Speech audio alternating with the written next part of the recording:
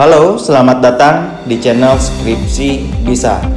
Bagi kalian yang saat ini sedang mendengarkan atau menonton video ini, mudah-mudahan kalian selalu diberikan kesehatan, kalian selalu diberikan kelancaran atas segala urusan dan pekerjaan-pekerjaan kalian. Bagi mahasiswa yang mungkin saat ini sedang berjuang menyelesaikan tugas akhir, entah itu skripsi atau tesis, semoga segera selesai. Kita akan berbincang kembali di segmen monolog podcast. Kali ini kita akan berbincang terkait bisa gak skripsi diselesaikan dengan cepat. Oke, cepat atau tidak menurut saya, cepat atau tidak skripsi itu tergantung dari diri kita sendiri dan tergantung dari dosen pembimbing serta pihak-pihak eksternal lain yang terlibat. Jadi itu semua harus mendukung. Kalau misalnya dosen pembimbing bisa mensupport cepat, terus kita mencari data cepat, kita pun bisa bertindak cepat mengerjakan skripsi, ya mungkin bisa cepat ya. Nah, kalau ada salah satu yang terhambat, itu lain cerita. Butuh waktu. Maka dari itu memang rata-rata kampus menyediakan waktu dalam proses pengerjaan skripsi ini selama 1 semester atau 6 bulan. Selama 6 bulan itu ya kita harus pakai dengan baik agar skripsi kita bisa selesai tepat waktu. Tentunya bisa lulus tepat waktu. Banyak juga mahasiswa yang tidak mampu memanfaatkan waktu sehingga dalam 6 bulan itu gak cukup dan harus nambah semester. Tapi kalau dilihat dengan waktu 6 bulan itu sangat cukup sekali bagi saya. Terlebih mahasiswa itu sudah mulai diperkenalkan dengan skripsi atau hal-hal yang berbau dengan penelitian mulai semester 5. Dari mulai mata kuliah statistika, metodologi penelitian itu antara semester 5 semester 6 gitu ya. Kemudian teori-teori terkait keilmuan kita itu udah dari awal bahkan. Maka dari itu sangat cukup sekali mengerjakan skripsi 6 bulan. Nah, yang jadi pertanyaan, bisa nggak dipersingkat? Bisa saja ya. Bahkan kita pernah mendengar ada mahasiswa yang lulus 3,5 tahun. Jadi dalam menempuh sarjana itu kan tidak 4 tahun ya, idealnya 4 tahun. Tapi kalau misalnya paling cepatnya 3,5 tahun. Dan banyak juga mahasiswa yang mampu menyelesaikan jenjang pendidikan sarjana selama 3,5 tahun. Artinya semester 7 udah selesai skripsinya. Maka dari itu ya bisa saja gitu ya dipercepat. Tapi kenapa banyak mahasiswa yang tidak mampu menyelesaikan jenjang sarjananya selama 4 tahun? Karena memang skripsinya yang tertunda. Nah, kalau saya pernah melihat ya beberapa artikel dan juga beberapa video terkait tips pengerjaan skripsi. Ada yang mengatakan tips mengerjakan skripsi 7 hari selesai tanpa revisi. Ada tuh, saya pernah melihat video. Bahkan ada yang berhari-hari dia menyampaikan tipsnya bagaimana agar skripsi selesai. Ya, hal yang nggak mungkin ya kalau sampai berhari-hari mengerjakan skripsi, hal yang tidak mungkin. Kenapa itu dikatakan hal yang tidak mungkin? Pertama, meneliti itu butuh proses. Kemudian kalau misalnya sarjana, mahasiswa calon sarjana itu belum pernah atau belum punya pengalaman penelitian, sehingga akan lebih sulit lagi. Itu yang kedua. Kemudian yang ketiga, apakah ada dosen pembimbing yang mau membimbing 7 hari berturut-turut sampai skripsinya selesai? Rasanya kurang mungkin ya. Jadi kalau teman-teman ingin cari jalan pintas mengerjakan skripsi cepat biasanya dikerjain orang lain ya, ada joki skripsi, dan itu tidak boleh. Saya lihat marak sekali pembuatan joki skripsi ini ya. bukan apa-apa. Pertama, tidak bisa dipertanggungjawabkan secara kaidah akademis ya, dan etika akademisnya juga tidak bisa dipertanggungjawabkan.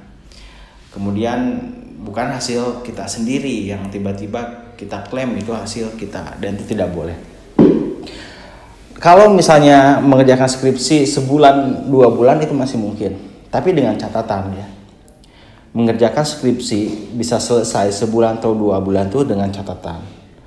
Dengan catatan artinya apa? Dengan catatan dari awal kita sudah konsep dengan baik. Kalau kita lihat mulai dari proses pengajuan judul sampai dengan sidang itu kan pertama kita mengajukan judul. Lalu setelah judul kita di ACC, lalu kita diminta membuat proposal penelitiannya. Proposal penelitian itu dari bab 1 sampai bab 3. Itu harus selesai dari mulai latar belakang masalah sampai dengan metode penelitian. Mungkin sampai instrumen penelitiannya juga harus selesai. Itu pra meneliti, kita harus membuat rancangan penelitian. Setelah itu selesai proposal penelitian, itu akan diseminarkan. Kalau di ACC ya kita lanjut sesuai rencana kita di proposal penelitian. Atau ada perbaikan-perbaikan di proposal kita, atau ada penguat-penguat yang harus ditambahkan di proposal kita. Baru kita lanjutkan. Setelah itu kita lakukan proses penelitian. Kalau lancar ya kita ketemu dosen, revisi. Kalau lancar ya gitu ya. Kalau nggak lancar kita ketemu, kadang dosennya ada halangan, ketemunya terbatas ya. Tentu akan memperpanjang lagi proses pengerjaan skripsi. Setelah skripsi selesai di ACC dosen, kemudian sidang, dan sidang pun kita nunggu jadwal. Ya setelah sidang kita ujian, bisa lulus atau tidak lulus ya. Biasanya lulus dengan perbaikan rata-rata. Setelah sidang lulus misalnya dengan perbaikan, kemudian kita revisi lagi sesuai dengan masukan dari penguji. Setelah selesai itu, kemudian kita kembali lagi ke penguji untuk memastikan bahwa kita sudah melakukan revisi sesuai yang diminta oleh penguji waktu itu. Setelah selesai di ACC oleh para penguji dan para dan pembimbing ya, kita akan lakukan hardcover. Itu pun masih diperiksa di bagian akademik terkait format, dari mulai tulisan, dari mulai jilid ya, itu detail-detail seperti itu diperiksa kembali oleh akademik.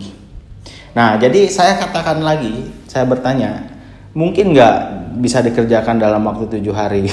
Mungkin nggak dapat dikatakan skripsi selesai dalam 3 hari? Nggak mungkin. Ya, nggak mungkin sekali.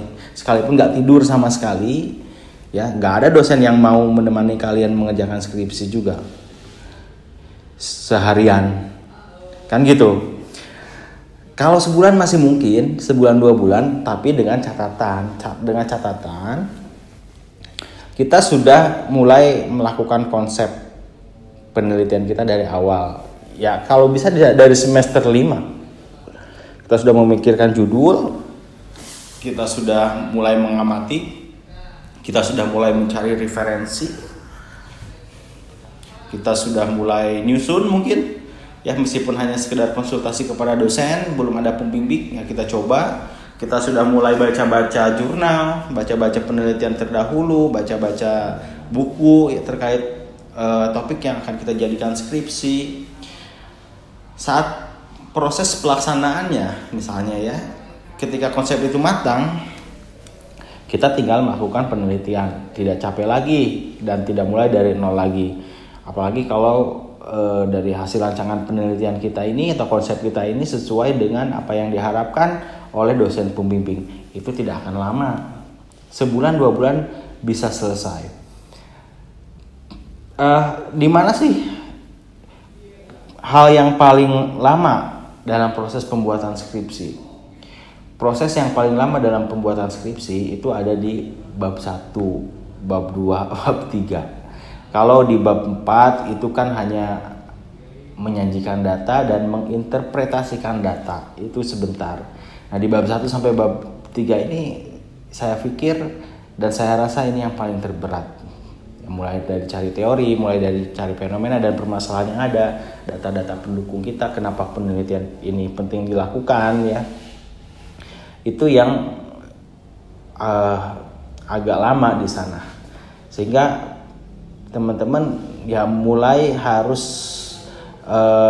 berpikir mengkonsep satu penelitian teman-teman tuh dari awal, dari mulai semester 5. Ya, kalau bisa dari semester 5 sudah mulai. Kemudian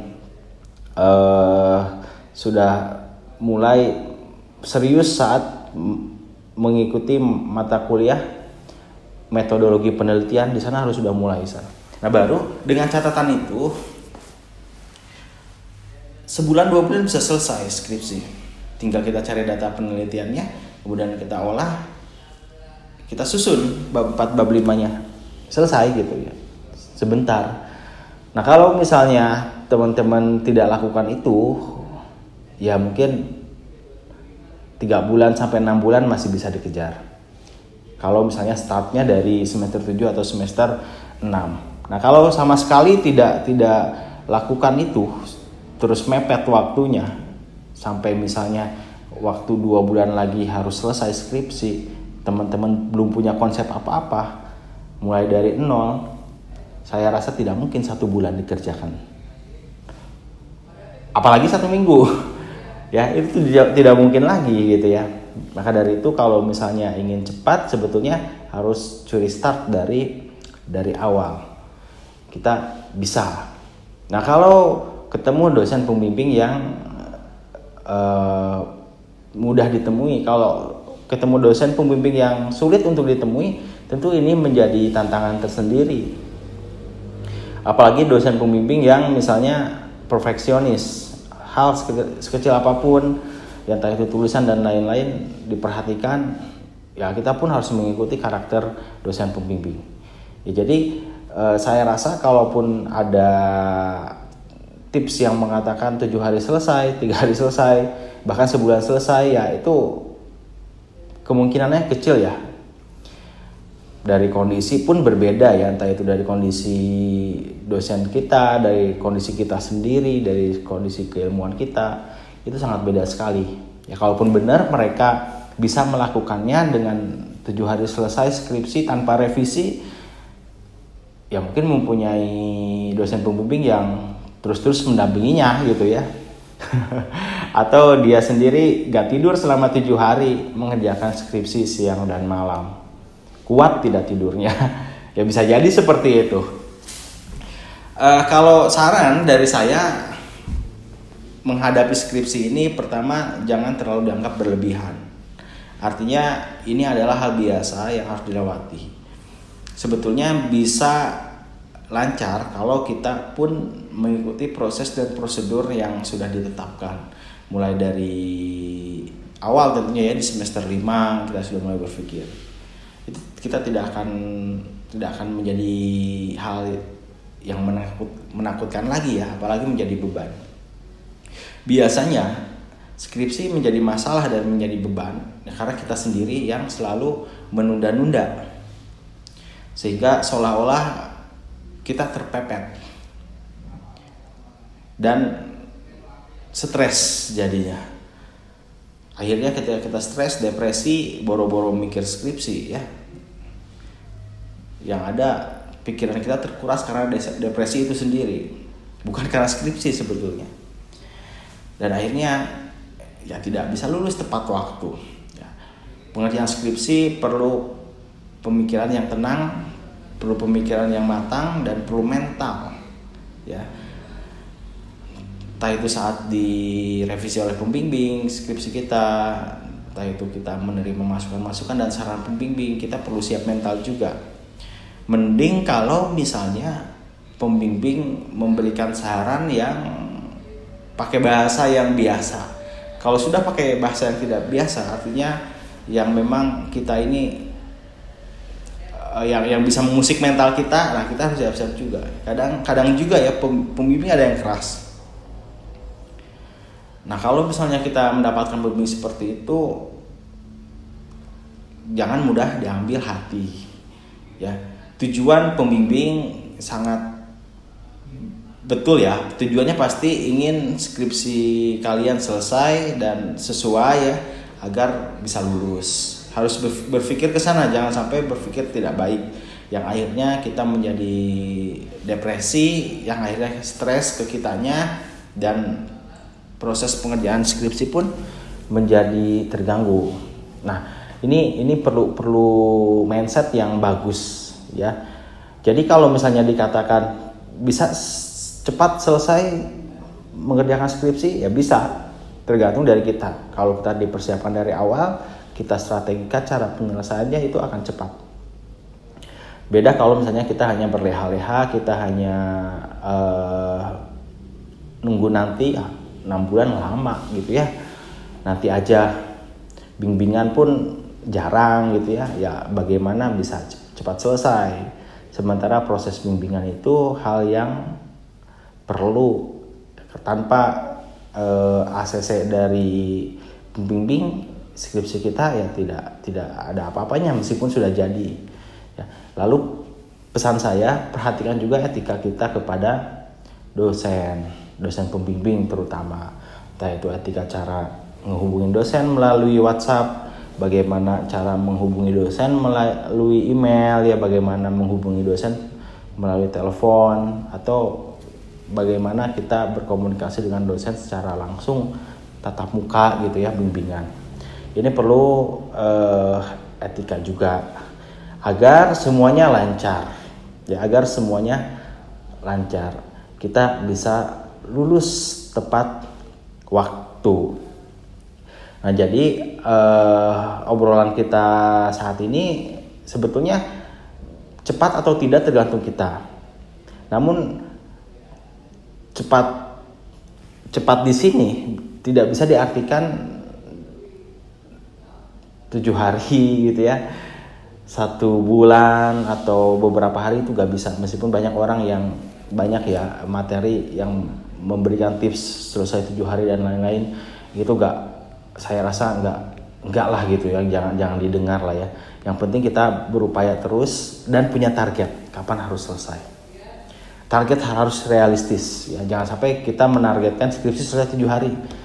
Realistis gak? Kalau realistis gak masalah ya, dosen pembimbing udah mau ngebimbing sampai bisa selesai 7 hari gitu ya. Pihak lain yang terkait responden misalnya bisa kita temui kapanpun ya, kita bisa terus kerja selama 7 hari itu ya terserah kalau itu ya, tapi itu sangat jarang sekali, bahkan mungkin nyaris tidak ada. Dan kalaupun ada yang bisa selesai 7 hari, hasilnya saya pribadi sangat meragukan sekali, apalagi mahasiswa yang bersangkutan misalnya belum punya pengalaman meneliti sama sekali. Ya, sekelas dosen pun saat melakukan penelitian itu perlu waktu yang nggak bisa berhari-hari dikerjakan.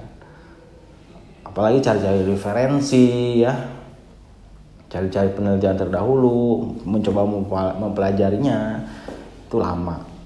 Sekelas mahasiswa yang idealnya baru belajar meneliti dengan menyelesaikan skripsi 7 hari, kalaupun bisa ya hasilnya dipertanyakan. Mungkin itu aja kali ya obrolan kita kali ini. Mudah-mudahan obrolan kita, bincang-bincang kita saat ini bisa menambah satu insight bagi teman-teman semua, bisa menambah satu motivasi bagi teman-teman semua untuk segera menyelesaikan skripsi. Bagi mahasiswa yang mungkin saat ini dalam proses masuk ke tingkat akhir ya, di semester 5 atau semester 7, ya harus betul-betul difikirkan dari sekarang mengenai penelitian teman-teman. Kalau misalnya mau ngambil jalur skripsi, kalaupun mau lulus tanpa jalur skripsi pun ya mangga, silahkan ya. Ada biasanya kampus yang menawarkan lulus tanpa skripsi pun ada sebetulnya. Tapi kalau dilihat bobot pengerjaannya sama aja. Project biasanya ya yang diharuskan oleh kampus kepada mahasiswanya sebagai syarat kelulusan.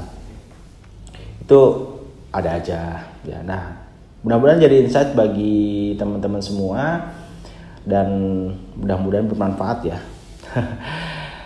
Itu saja. Kalau misalnya nanti ada sesuatu hal yang menarik untuk disampaikan kepada teman-teman, saya akan buatkan lagi video di episode berikutnya. Terima kasih. Assalamualaikum warahmatullahi wabarakatuh.